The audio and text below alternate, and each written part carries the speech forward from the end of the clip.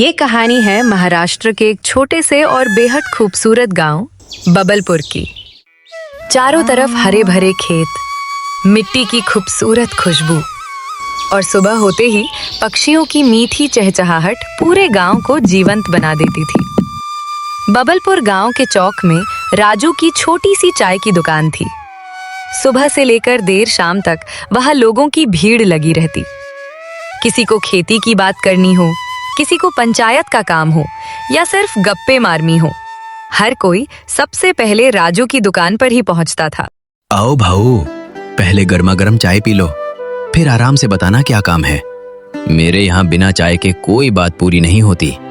राजू, तेरी दुकान तो पूरे गांव का अड्डा बन गई है। यहाँ बैठे बैठे आधे गांव की खबर मिल जाती है।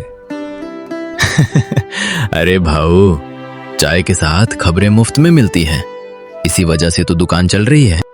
लेकिन अगर बबलपुर में राजू के बाद कोई सबसे ज्यादा मशहूर था तो वो था शंकर नाना। गांव में उसका चिकन मुर्गी थाली का ठेला लगता था। दोपहर होते ही वहां इतनी भीड़ जमा हो जाती कि लोगों को अपनी बारी का इंतजार करना पड़ता। नाना, जल्दी एक थाली देना, सुबह से लाइन में खड़ा हूँ। आज तो बिना खाए घर नहीं जाऊंगा। सबको मिलेगी भाऊ, जरा सब्र रखो। मेरे हाथ का स्वाद ही ऐसा है कि एक बार खाने वाला बार बार लौट कर आता है। सच कहूं नाना, तुम्हारी थाली का स्वाद किसी होटल से भी बढ़कर है। बस आप लोगों का प्यार है, वरना मैं तो एक छोटा सा ठेले वाला आदमी हूँ। लेकिन शंकर नाना जितना मशहूर था उतना ही चालाक भी था। उसका एक बड़ा भाई था गंगा भाऊ, जो बबलपुर गांव का सरपंच था। दोनों के बीच वर्षों से बातचीत तक बंद थी। माँ के निधन के बाद खेतों के बंटवारे को लेकर ऐसा झगड़ा हुआ कि दोनों एक दूसरे का चेहरा तक देखना पसंद नहीं करते थे। उस शंकर से मेरा कोई रिश्ता नहीं है, जिसने लालच में अपने भाई से नाता तोड़ दिया। उस पर भरोसा कैसे करूं? गंगा भाऊ, आखिर वो तुम्हारा छोटा भाई है। कभी न कभी तो ये लड़ाई खत्म होनी चाहिए। जब तक उसे अपनी गलती का एहसास नहीं होगा तब तक कुछ नहीं बदलेगा।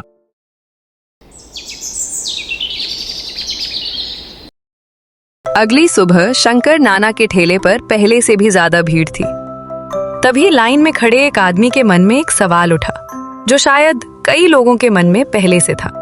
नाना, एक बात पूछूं? आजकल चिकन कितना महंगा हो गया है, फिर भी तुम पूरी चिकन मुर्गी थाली सिर्फ 120 रुपए में कैसे बेच देते हो? अरे भाऊ, ये सब मेरे पुराने संबंधों का कमाल है। मुझे सामान सस्ता मिल जाता है, इसलिए मैं भी लोगों को सस्ता खिलाता हूँ। अच्छा, ऐसी बात है क्या?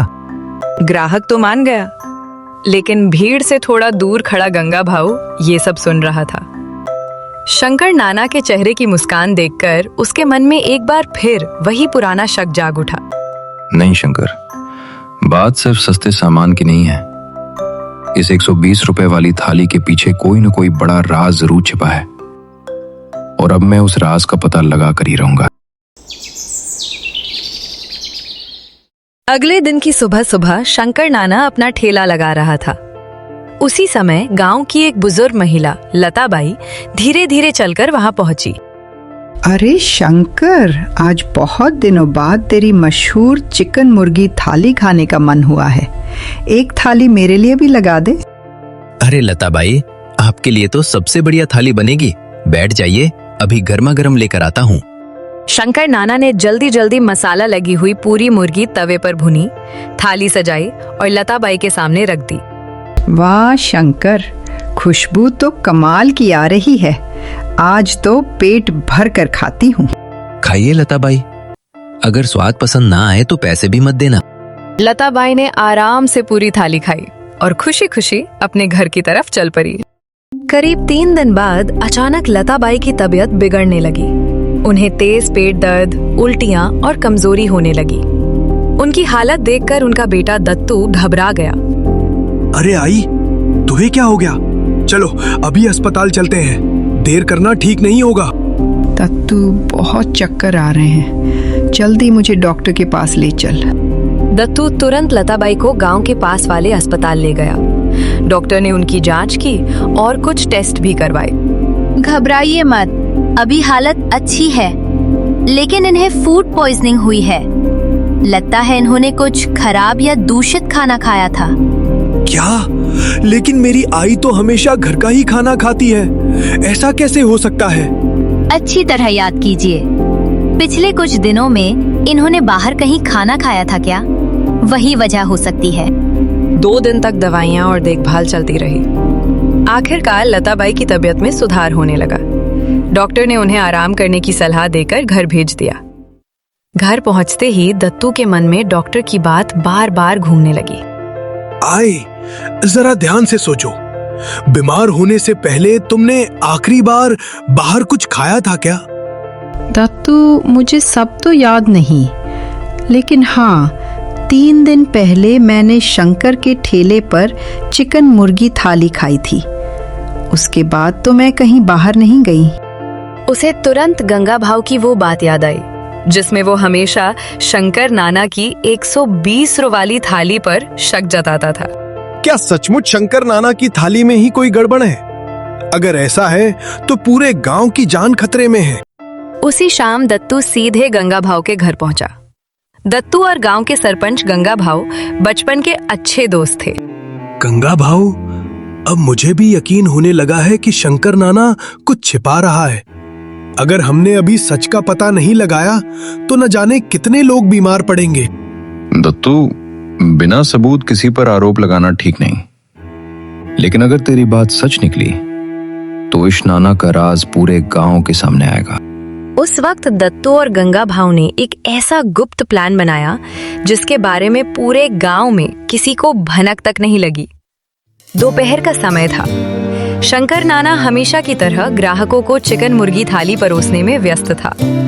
तभी एक अनजान आदमी अपने कंधे पर बड़े बोरे लेकर चुपचाप ठेले के पास पहुंचा।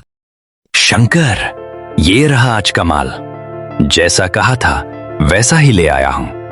जल्दी उतार लो, मुझे यहां ज्यादा देर नहीं रुकना।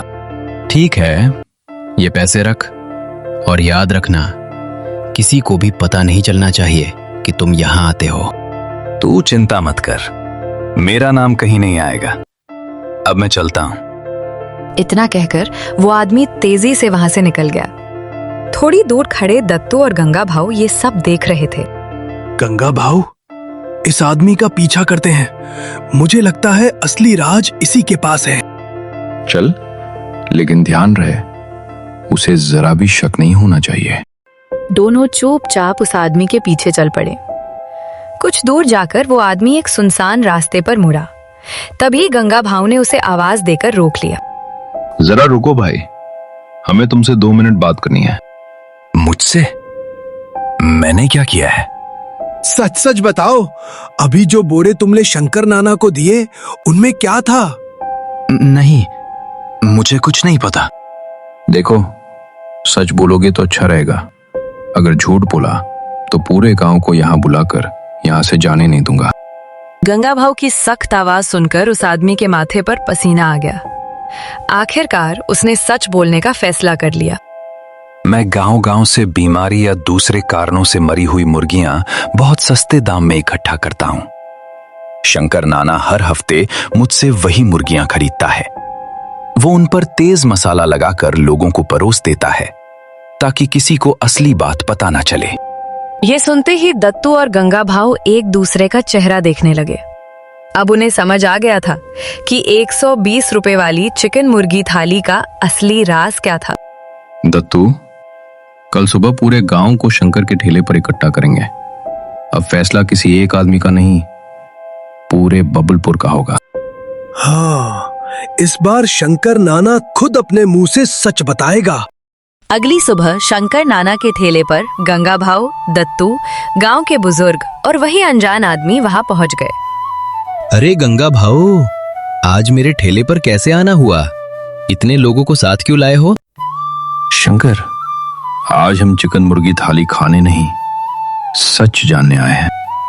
कौन सा सच? तुम फिर से मुझ पर बेवजह शक कर रहे हो। अगर तुम सच बोल रहे हो तो सबके सामने पीछे वाले बोरे खोल दो, किसी को कोई आपत्ति नहीं होगी।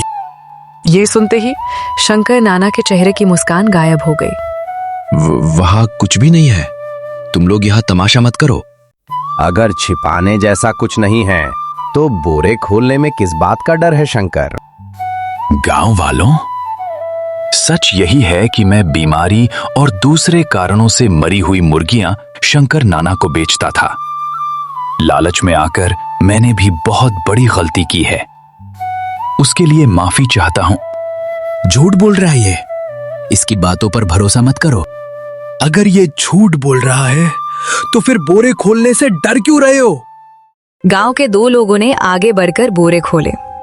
बोरे खुलते ही तेज बदबू फैल रही। शंकर, सिर्फ पैसे कमाने के लिए तुमने पूरे गांव की जान खतरे में डाल दी। मुझसे बहुत बड़ी गलती हो गई।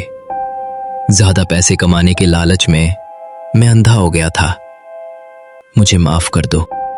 गलती वो होती है जिससे सिर्फ तुम्हारा नुकसान हो, लेकिन तुमने पूरे गांव की जान से खेला है।